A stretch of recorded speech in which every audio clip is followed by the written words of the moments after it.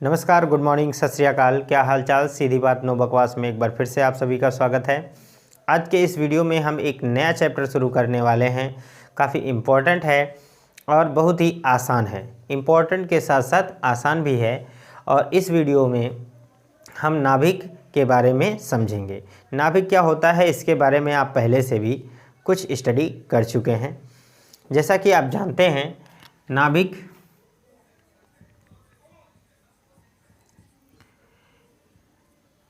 नाभिक ये हमारा टॉपिक होगा पहला। और हम बात करेंगे नाभिक किसी परमाणु के बीच स्थित वह भाग होता है जिस पर नाभिक का समस्त द्रव्यमान केंद्रित होता है और इसके सभी धनावेश भी उसी भाग पर केंद्रित होते हैं। नाभिक की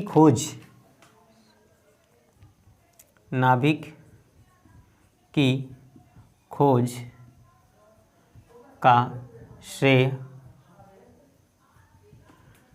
रदरफोर्ड को जाता है। किसे जाता है? रदरफोर्ड ने किया था। रदरफोर्ड का पूरा नाम है अर्नेस्ट रदरफोर्ड। और नाभिक जो होता है किसी परमाणु के भीतर उपस्थित वह भाग होता है जिसमें इस परमाणु का समस्त द्रव्यमान और धनावेश केंद्रित होता है। यह हमारा क्या कहलाता है? नाभिक। ठीक है। अब हम बात करेंगे स्ट्रक्चर ऑफ न्यूक्लियाई।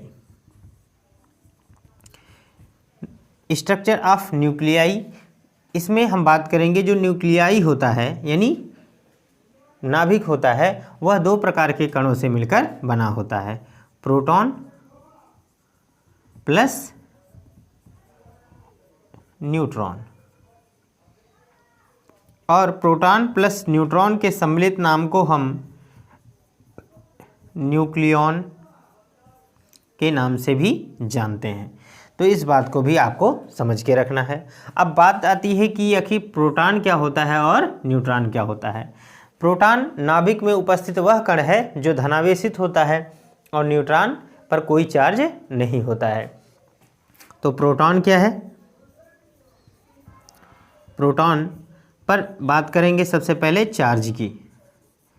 प्रोटॉन पर जो चार्ज होता है वो प्लस होता है यानी पॉजिटिव होता है। और इसका जो मास होता है, मास यानी द्रव्यमान, प्रोटॉन का जो मास होता है वो 1.6726 मल्टीप्लाई 10⁻27 kg के इक्वल होता है। और इसे हम एक यूनिट कहते हैं। एक यूनिट को एक AMU से भी प्रदर्शित करते हैं। AMU का क्या अर्थ है? Atomic mass unit. ठीक है। अब बात करेंगे इसके सिंबल की कि प्रोटॉन को कैसे प्रदर्शित किया जाता है। सिंबल इसका होता है 1H1। ठीक है। सिंबल क्या होता है? 1H1। इसी प्रकार से हम न्यूट्रॉन को भी परिभाषित कर सकते हैं। न्यूट्रॉन पर जो चार्ज होता है वो 0 होता है, इस पर कोई चार्ज नहीं होता है। इसे हम कह सकते हैं यह उदासीन है। क्या है? उदासीन यानी न्यूट्रल है। और इसका जो मास होता है वह 1.6749 मल्टीप्लाई 10⁻⁻27 kg होता है। ठीक है। और यह भी लगभग, यह एक यूनिट तो नहीं है लेकिन लगभग एक यूनिट के अप्रॉक्सीमेट हम इसे कह सकते हैं। एक यूनिट, या फिर हम कह दें कि एक एटॉमिक मास यूनिट के बराबर है।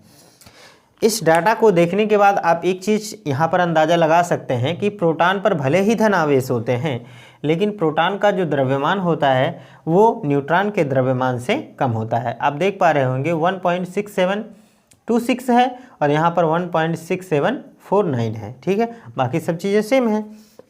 तो इस प्रकार से हम कह सकते हैं जो न्यूट्रॉन का मास है वो प्रोटॉन के मास से अधिक है। और इसको हम कैसे सिंबलाइज करते हैं? इसका जो सिंबल होता है वो 0n1 होता है। ठीक है, इस पर जो चार्ज होते हैं वो 0 होता है और इसका द्रव्यमान 1 होता है। ठीक है, तो इस प्रकार से हम नाभिक में उपस्थित प्रोटॉन और न्यूट्रॉन के बारे में समझ सकते हैं। नाभिक क्या होता है? किसी परमाणु के भीतर उपस्थित वह भाग होता है जिसमें नाभिक का समस्त द्रव्यमान और धनावेशित निहित होते हैं। नाभिक की खोज रदरफोर्ड ने की थी। ठीक है, और इसके बाद इसमें 2 प्रकार के कण प्रोटॉन और न्यूट्रॉन होते हैं और इनको इस प्रकार से हम समझ सकते हैं। ठीक है, आप इसका स्क्रीनशॉट लीजिए, फिर हम आगे कंटिन्यू कर रहे हैं। चलिए, स्क्रीनशॉट ले लिया होगा।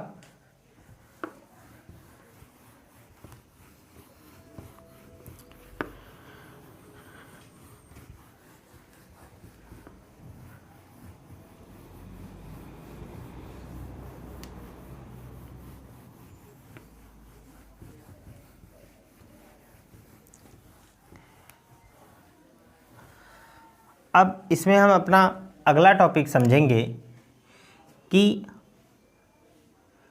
एटॉमिक नंबर क्या होता है।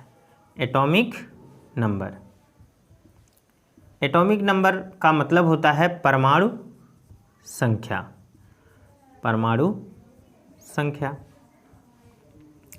तो परमाणु संख्या क्या होती है? किसी परमाणु के भीतर उपस्थित धनावेशों की संख्या को ही हम क्या कहते हैं? परमाणु संख्या कहते हैं। अर्थात हम कह सकते हैं कि परमाणु संख्या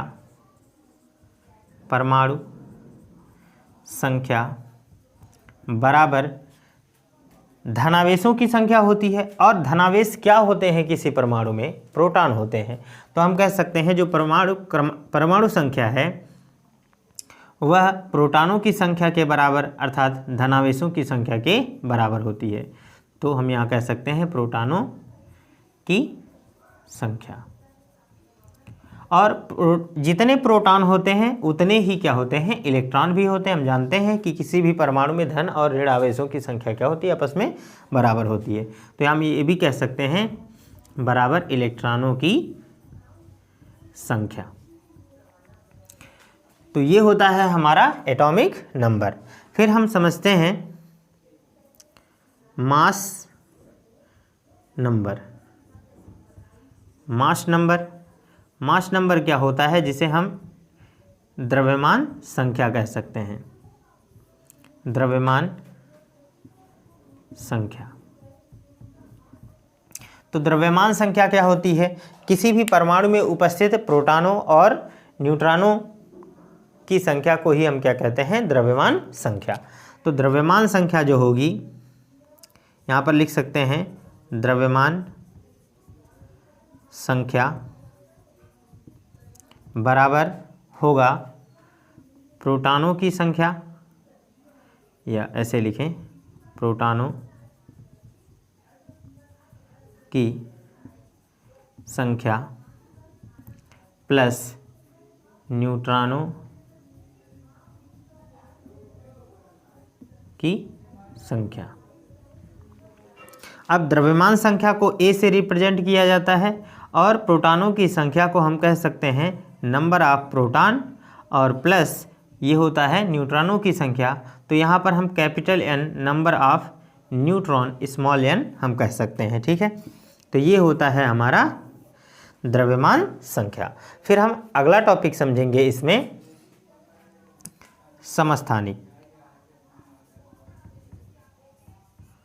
समस्थानिक, जिसको इंग्लिश में हम आइसोटोप्स कहते हैं। क्या कहते हैं? आइसोटोप्स। ठीक, आइसोटोप क्या होते हैं? वे पदार्थ या हम कहें वे तत्व जिनके परमाणु क्रमांक समान परंतु द्रव्यमान संख्या भिन्न भिन्न होती है, उन्हें हम समस्थानिक कहते हैं। जैसे हमारे पास हाइड्रोजन के समस्थानिक होते हैं 1H1 और 1H2, और यहाँ पर होता है 1H3। आप जानते हैं कि इसे हम परमाणु क्रमांक कहते हैं। तो देख रहे हैं कि परमाणु क्रमांक बराबर है और द्रव्यमान संख्याएं क्या हैं? भिन्न भिन्न हैं। तो ये हमारा क्या कहलाता है? समस्थानिक हो जाएंगे। ठीक है, इन्हें हम क्या कहेंगे? समस्थानिक। इसका जो नाम है वो होता है प्रोटियम। क्या होता है? प्रोटियम। और इसे कहते हैं ड्यूटीरियम, ड्यूटीरियम, और ये हमारा होता है ट्रीटियम, ट्रीटियम, ये होता है ट्रीटियम। इसके अतिरिक्त हम क्लोरीन के समस्थानिक भी समझते हैं। क्लोरीन 17, 35 और एक होता है क्लोरीन 17, 37। यानी एक ऐसा क्लोरीन होता है जिसका परमाणु क्रमांक 17 और द्रव्यमान संख्या 35 होती है, और एक में 17 और द्रव्यमान संख्या क्या होती है, 37 होती है। तो यहाँ पर द्रव्यमान संख्याएं भिन्न भिन्न हैं और परमाणु क्रमांक बराबर है। तो ये क्या है, हमारा क्लोरीन का समस्थानिक है, क्लोरीन। इसी तरह से हम ऑक्सीजन के भी समस्थानिक ले सकते हैं, जैसे ऑक्सीजन 8, 16 और ऑक्सीजन 8, 17 और ऑक्सीजन 8, 18 भी होता है। ये क्या है, हमारा ऑक्सीजन है। ठीक है, तो इस तरह से हम समस्थानिकों को समझ सकते हैं। आप इसका स्क्रीनशॉट एक बार लीजिए, फिर हम आगे कंटिन्यू करते हैं। चलिए, स्क्रीनशॉट ले लिया।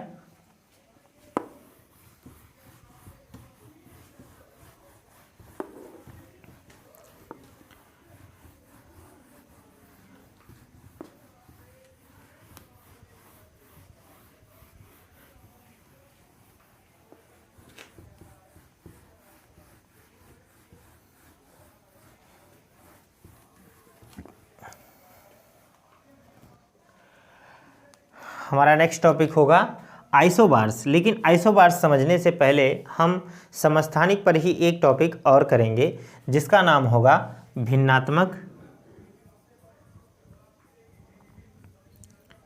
भिन्नात्मक द्रव्यमान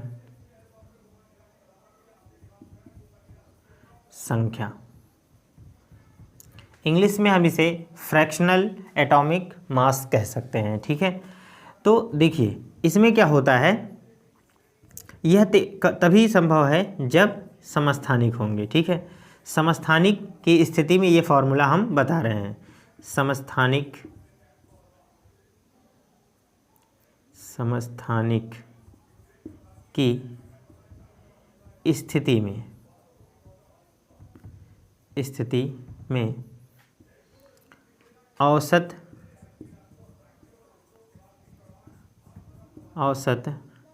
द्रव्यमान संख्या बराबर होता है, एक फॉर्मूला है A1N1 plus A2N2 plus A3N3 plus dot dot. ऐसे जितने समस्थानिक होंगे उतने हमको लिखने होंगे। ठीक है, जहाँ A1 क्या है, यहाँ पर लिखेंगे, जहाँ A1 बराबर क्या है, पहले समस्थानिक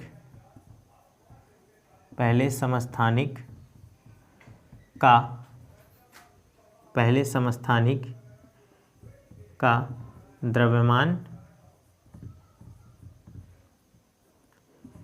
द्रव्यमान संख्या। ठीक, और इसी के साथ N1 क्या है, पहले समस्थानिक का प्रतिशत प्रोटॉन होता है, प्रतिशत प्रोटॉन होता है। ठीक इसी प्रकार से A2 जो होगा वो दूसरे समस्थानिक का द्रव्यमान संख्या होगा। ठीक है, और N2 जो होगा हमारा वो दूसरे समस्थानिक का प्रतिशत प्रोटॉन होगा। ठीक है, अब हम यहाँ पर एक एग्जाम्पल लेते हैं, जो अभी अभी हमने एक समस्थानिक आप लोगों को बताया है। समस्थानिक क्या था, जैसे क्लोरीन, एग्जाम्पल के लिए हम यहाँ पर लेते हैं, जैसे क्लोरीन 17 और ये क्या है 35, और फिर एक क्या था 17 क्लोरीन 37। ठीक है, अब इसमें मान लेते हैं कि इस क्लोरीन में 75% प्रोटॉन है और ये हमारा क्या है 25% प्रोटॉन है। ठीक है, इसमें 75% प्रोटॉन होते हैं और इसमें 25। यहाँ पर ये क्या है हमारा, ये A1 का मान है और ये हमारा A2 का मान है। ये आपका है N1 और ये हमारा है N2। तो अगर इस फॉर्मूले में हम वैल्यू रखें तो क्या होगा, यहाँ पर देखिएगा लिख सकते हैं औसत द्रव्यमान संख्या बराबर, यहाँ देखिए A1 की जगह पर हम क्या लिख सकते हैं 35। ठीक है, ये हो जाएगा 35 और गुणे N1 की जगह पर हम 75% लिख सकते हैं, ये हो जाएगा हमारा 75% प्लस A2 की जगह पर ये 37 है तो यहाँ पर लिख सकते हैं 37 और गुणे ये हो जाएगा 25%। अब इसको अगर हम सॉल्व करना चाहें तो क्या लिख सकते हैं, 35 गुणे 75 को लिख सकते हैं 75/100। ठीक है, प्लस 37 गुणे 25/100 हो जाएगा। यहाँ आप देखिए 25 तियाँ 75, 25 चौके 100, 25 एक्के 25, 25 चौके 100।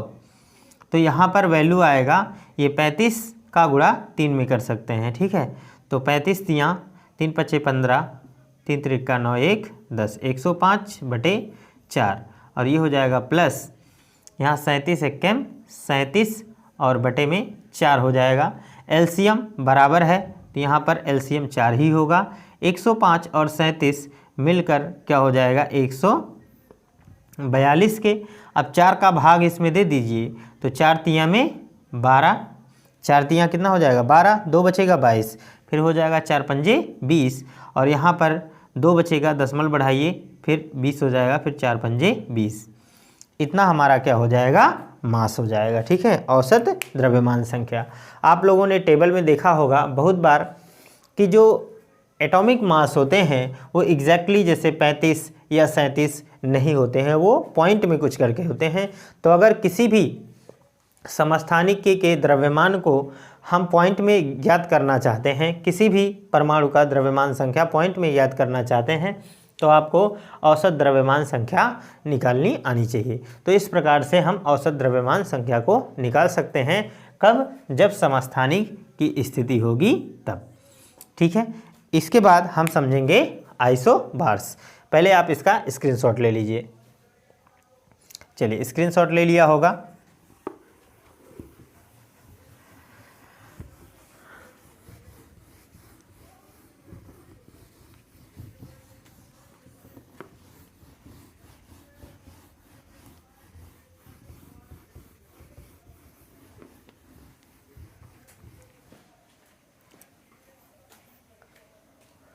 हमारा अगला टॉपिक होगा समभारिक। समभारिक जिसको हम आइसोबार्स कहते हैं। आइसोबार्स क्या होता है, वे तत्व जिनके परमाणु क्रमांक भिन्न भिन्न परंतु परमाणु भार जो होते हैं वो समान होते हैं, उन्हें हम समभारिक कहते हैं। देखिए नाम से ही स्पष्ट है, समभारिक, जिसका भार समान हो। ठीक है, तो यहाँ पर एग्जाम्पल हम लेंगे। जैसे हमारे पास एग्जाम्पल है कार्बन 6 का जो परमाणु भार होता है वो होता है 14 और इसी तरह से न्यूट्रॉन का जो परमाणु क्रमांक है वो 7 है और परमाणु भार क्या है 14। तो इसमें देख रहे हैं कि आपका परमाणु क्रमांक अलग अलग है और परमाणु भार क्या है सेम है। ठीक है, तो ये हमारा क्या है समभारिक है।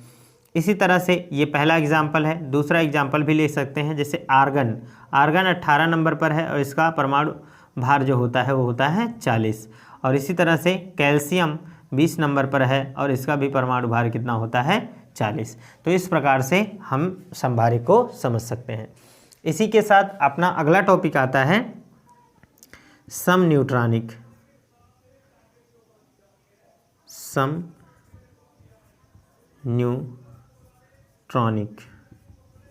समन्यूट्रॉनिक क्या होता है, इसको हम इंग्लिश में आइसोटोन्स कहते हैं। क्या कहते हैं, आइसोटोन्स। ऐसे तत्व जिनमें न्यूट्रॉनों की संख्या क्या होती है समान होती है, उन्हें समन्यूट्रॉनिक कहते हैं। इसका एग्जाम्पल क्या होगा, जैसे हम ले लेते हैं लिथियम 3 और परमाणु भार क्या है 7 है और हमारा बेरिलियम होता है और ये 4 इसका परमाणु क्रमांक है और इसमें क्या है 8 है। अब अगर लिथियम में हम न्यूट्रॉन निकालें तो लिथियम में न्यूट्रॉनों की संख्या बराबर होगी परमाणु भार A माइनस P यानी प्रोटॉनों की संख्या। तो A का मतलब है 7 और -3 ये बराबर हमारा आ जाएगा 4। तो न्यूट्रॉनों की संख्या यहाँ पर कितनी होगी 4। और इसमें भी हम चेक करेंगे तो ये कह सकते हैं कि बेरिलियम में न्यूट्रॉन बराबर क्या हो जाएगा A माइनस P के। और यहाँ पर A क्या है आपका 8 है, -4 घटा देंगे कितना आ जाएगा 4। तो इसमें भी न्यूट्रॉनों की संख्या 4 ही है। इस प्रकार हम समझ सकते हैं कि सम न्यूट्रॉनिक क्या होते हैं। तो दोस्तों इस तरह से हमारे ये टॉपिक्स अच्छे से अगर समझ में आ रहे हों तो प्लीज़ वीडियो को अधिक से अधिक शेयर कर दीजिए, लाइक कर दीजिए। अगर हमारे चैनल पर नए हैं तो प्लीज़ चैनल को सब्सक्राइब करना ना भूलें। आप इसका एक बार स्क्रीनशॉट लीजिए, फिर हम आगे भी कंटिन्यू करते हैं।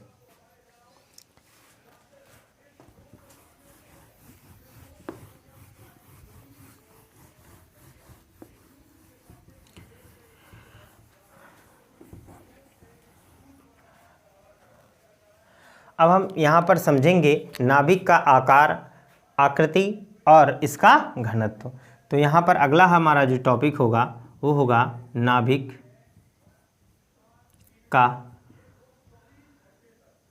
की आकृति,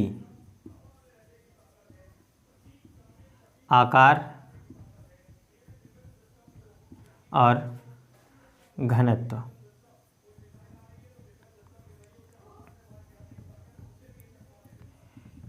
नाभिक की आकृति, आकार और घनत्व। नाभिक की जो आकृति होती है, आकृति तो स्फेरिकल होती है। क्या होती है? स्फेरिकल।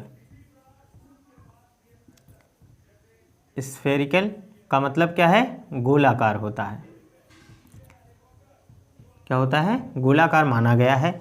अब अगर इसके आकार की बात करें तो हम यहाँ पर समझेंगे आकार। नाभि का जो आकार होता है वह उसमें उपस्थित न्यूक्लियनों के अनुक्रमानुपाती होता है, या हम कह सकते हैं नाभिक का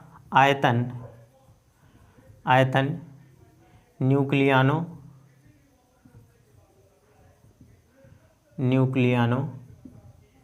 के अनुक्रमानुपाती होता है। अनुक्रमानुपाती होता है। ठीक है। अब आप समझेंगे कि न्यूक्लियन क्या होते हैं। प्रोटॉनों की संख्या तथा न्यूट्रॉनों की संख्या के योग को ही हम क्या कहते हैं? न्यूक्लियन कहते हैं। तो हम क्या कह रहे हैं? नाभिक का आयतन को हम V से रिप्रेजेंट करते हैं और ये अनुक्रमानुपाती होगा न्यूक्लियन यानी प्रोटॉन प्लस न्यूट्रॉन, और प्रोटॉन और न्यूट्रॉन को हम A से डिनोट करते हैं। अब आप समझते हैं कि यदि नाभिक गोलाकार होता है तो गोले का जो आयतन होता है वो 4/3 पाई r क्यूब होता है, और ये अनुक्रमानुपाती हो जाएगा हमारा A के। अब अगर ये कांस्टेंट है, इसे हम हटा दें तो हम ये कह सकते हैं कि r क्यूब अनुक्रमानुपाती होगा A के, या फिर हम कह सकते हैं r अनुक्रमानुपाती होगा A⁴ के। अगर यहाँ से क्यूब हटाएंगे, फिर हम यहाँ पर r ये अनुक्रमानुपाती का निशान हटा देंगे, बराबर का निशान लगाएंगे, यहाँ पर कोई कांस्टेंट ले आएंगे r0। ये हमारा होगा A⁴ ये हो जाएगा, जहाँ r एक नियतांक है। ठीक है। और r का जो वैल्यू होता है वो हमारा होगा r बराबर 1.2 गुणे 10⁻⁻15 मीटर होता है, और 10⁻15 मीटर को एक फर्मी मानते हैं। तो हम इसे ऐसा भी लिख सकते हैं, 1.2 फर्मी के बराबर भी लिख सकते हैं। तो इस तरह से हम समझ सकते हैं नाभिक का आकार कैसा है? गोलाकार। और आकृति कैसी है? गोलाकार। और नाभिक का जो आकार है वो r is equal r0 a⁻1/3 के होता है। तो इस टॉपिक को ऐसे समझेंगे। अब हम इसमें एक टॉपिक और समझेंगे, नाभिक का घनत्व। ठीक है, ये थोड़ा सा लंबा टॉपिक रहेगा, इसलिए आप इसका एक बार स्क्रीनशॉट ले लीजिए। वीडियो को पॉज करिए, स्क्रीनशॉट लें। ठीक है,